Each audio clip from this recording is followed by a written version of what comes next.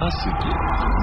Очень распространенная национальная казахская игра, правила которой передаются из поколения в поколение. У каждого умудренного опытом игрока должен быть свой мешок с асыками или альчиками.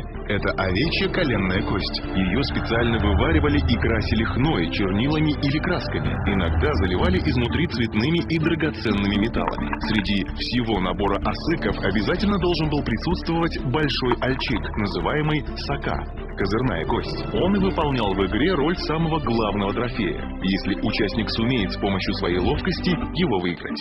На земле чертится круг диаметром 1,5–2 метра, по желанию. В центре круга проводится линия, длина которой зависит от количества игроков и асыков. Каждый игрок ставит на кон свой асык. Нельзя ставить подряд два асыка одной стороной, иначе любой другой игрок может забрать асык. Право первого броска разыгрывают по жребию. В 2–5 метрах от круга рисуют линию, и с нее игроки будут прицельно бросать свою сака, пытаясь попасть в асыки, стоящие на кону. Если игрок попадает в асык на кону, и тот будет выбит из круга, то игрок забирает его и снова бросает свою сака в асыки, стоящие на кону уже с линии круга. В случае промаха ход переходит к следующему игроку в порядке очередности. Когда было хотя бы одно попадание в асыки на кону, все игроки бросают сака с линии круга. Если асык выйдет из круга, выбивший его станет владельцем. Если асык остался в круге, то следующий игрок с линии круга выбивает его из круга. Если у игрока закончился запас асыков, он может разменять сака на несколько простушков и играть ими. Играют до тех пор, пока на кону